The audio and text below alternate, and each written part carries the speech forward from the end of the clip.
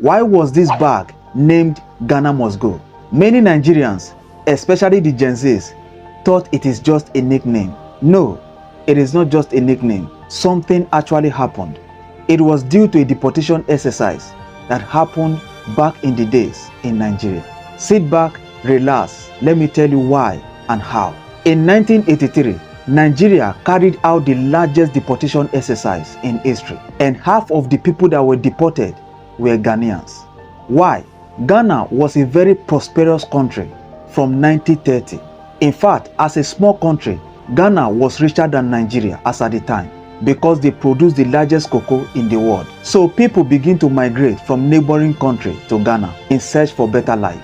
Life was good and everyone was happy.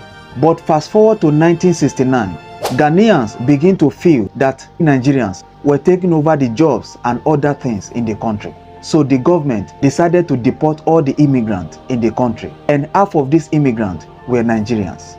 But later on, the table turned around. Before the deportation in 1969, oil was discovered in Nigeria in 1958. Nigeria struck oil as a young and promising country with the population of about 100 million.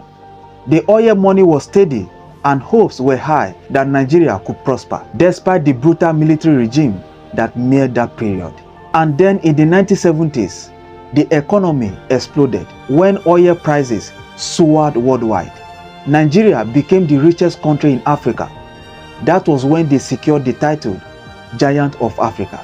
The standard of living improved, things were going fine in the country, and everyone was happy. Meanwhile, while Nigeria was booming due to the oil discovery, Ghana was facing the opposite. Nothing was working in the country. There was hardship everywhere in Ghana.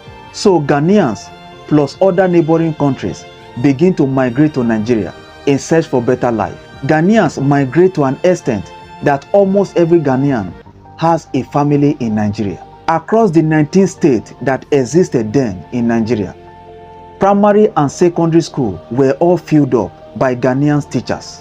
Restaurants and brothels were flooded with migrants from different neighboring countries. Then suddenly in 1982, the oil began to crash. Global oil prices started to dip. And as expected, food prices skyrocketed. Things became very difficult in the country due to the oil crash. And at that time, Nigerians were preparing for the general election the following year, which is 1983. So at that point, illegal migrants has already flooded the country, dragging and struggling things with the citizens when the country was going broke. The late Shehu Shagari was the president of Nigeria as at the time. So in order to create a breathing space for the citizens to manage whatever the country has as at the time, the government decided to carry out the deportation exercise. It was in January 1983. The president then gave an order that every foreigner without authenticated traveling document should leave the country in 2 weeks or face being jailed. And it was recorded that over 2 million illegal immigrants were living in the country, and half of them were Ghanaians. Like I said, they were given 2 weeks to vacate the country. And as days go by, the government began to threaten that if after 2 weeks they refuse to leave, that they will give power to the citizens to do whatever they like to any illegal migrant sighted anywhere in the country. Your life is at risk. Whether you like it or not, you should leave. So out of fear of being attacked by the citizens, the people begin to pack their things. Now, this is where this bag came in.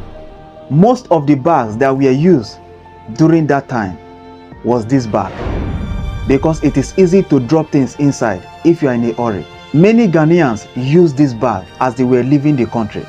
That was why Nigerians named this bag Ghana Must Go. As you can see in the video, I almost shed tears while watching this, because many things happened after they left the country, which this video might be too long for me to explain. Some neighboring countries had to close their border. Some people died on the way, and things happened before they get to their country. And up to today, even while I was still making this video, many Ghanaians still believe that Nigerians carried out that exercise as a retaliation because of what happened in 1969, which to me was never the case. Nigeria was going very broke as at the time.